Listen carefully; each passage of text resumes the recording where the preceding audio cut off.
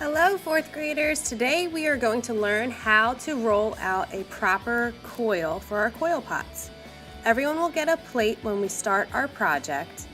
Make sure that you remember to put your name and your teacher code on the back.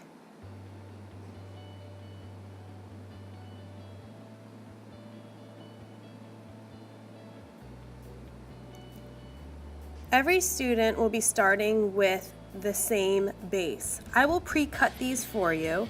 It'll be a circular base so that we can wrap our coils around it to create that cylindrical shape that we would like to get. Make sure when you get your base, you can place it in the middle of your plate so it fits nice and snug.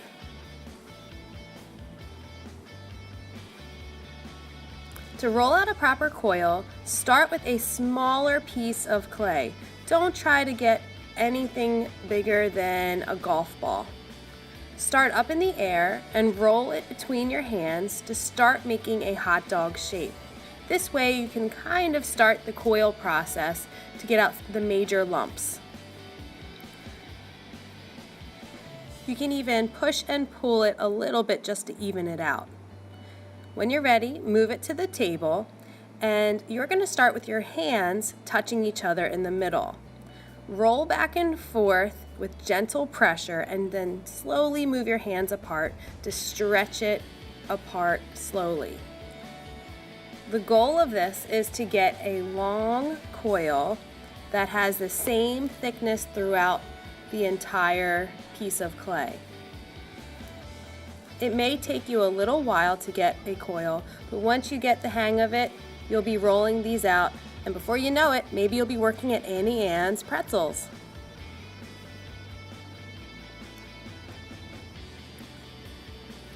Sometimes we apply too much pressure toward the middle, so you have to focus on one end or the other so that it can get even.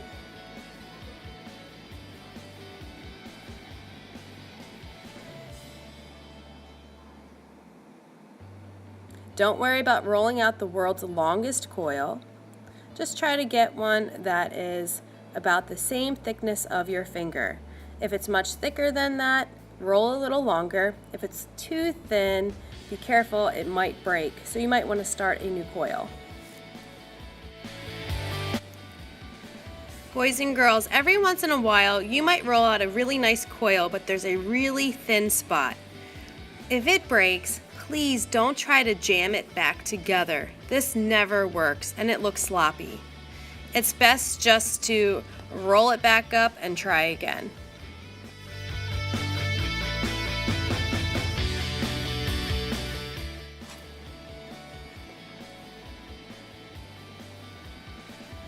Alright, boys and girls, when you're ready to attach your coils to your base, remember we're going to use the toothbrush as a tool to score and slip at the same time. You're going to scratch the surface of your base where you're about to attach your coil, and don't forget to also score your coils. It's got to be like Velcro, two rough sides being attached. If you don't do this process for every coil, it will fall apart. So take your time and attach it well.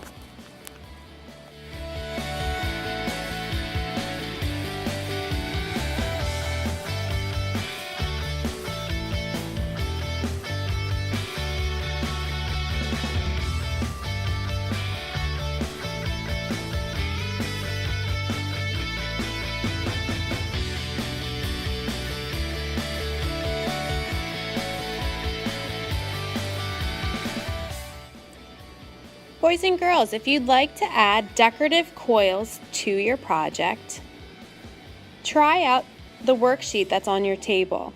One of the favorite ones to do is the scroll. Take one end of the coil and start rolling it in around itself from one end. You could even start from the other end, roll in the opposite direction until they meet up. And you get this really cool scroll that looks almost like a letter S. If you want to try the twist, gather two coils and wrap one around the other. If you do it nice and tight, it looks like a Twizzler. If you like to try the braid, You need 3 coils, and keep switching the middle spot. So bring one end to the middle and then go to the other side and bring it to the middle. Make sure your coils are all the same length.